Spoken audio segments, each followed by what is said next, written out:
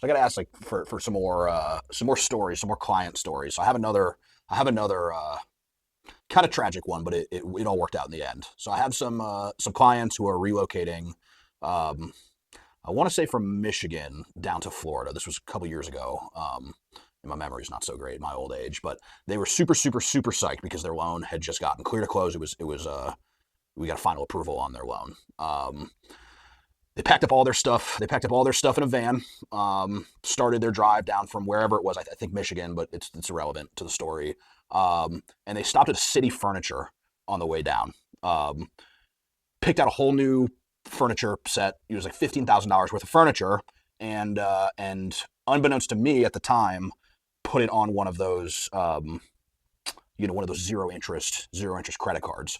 What they didn't know, and I guess they didn't read our disclosures that says in big red bold letters, do not take out any debt between now and closing, is at that time we had something called pre-close monitoring, which basically monitors somebody's credit report for any new debts that are opened up between when the loan is approved and when the loan actually closes. So this popped up on the pre-close monitoring. I got an alert saying like, hey, we noticed that your client opened some new debt. Synchrony Bank, City Furniture. I'm like, oh my God, what is this? So what they didn't realize was that they were right on the razor's edge of approval, right? Like the approval ratio is anything less than a 50% debt to income in this case, and they were at like a 49.8. Their monthly payment on the 0% interest, it was like $300 a month, which to some may not seem like a lot, but for these people, literally $15 a month would have put them over the limit. So I called them and gave them the news. I said, hey, we noticed your pre-close monitoring. You guys acquired some new debt. Like, what's up with that? They said, oh yeah, we stopped at City Furniture. We got this whole new furniture set. It's super nice for our new house. We're so excited. We're on our way down. We're passing through Tennessee, and I had to break these people's heart and tell them, basically like, hey, there's a reason that we tell you do not open up new debt before closing. This throws your stuff out of whack. Like, had you done this a day after you closed, you would have been fine. But because you did this now, we can't approve your loan. So you basically have two options. You either get denied for the loan, and this was a VA loan, so they were bringing in like very little money down. They were basically coming with closing costs, no down payment, tapping themselves out. Where like their closing costs wiped out all the savings they had. They had no extra money.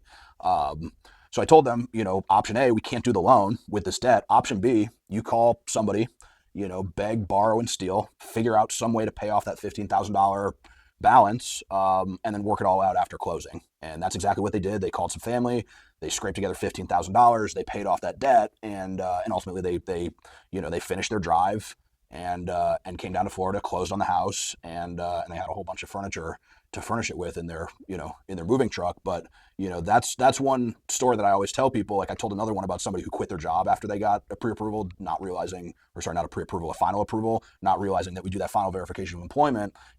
There's a reason behind everything that we say in all these disclosures. When we say don't take out new debt, there's a reason behind it, because stuff like this does happen, and it's why it's stressed so urgently. So this is like a story that I'll tell people, like this anecdote. Like, this is the stuff that can happen if you don't listen to your loan officer and you kind of try and write your own rules.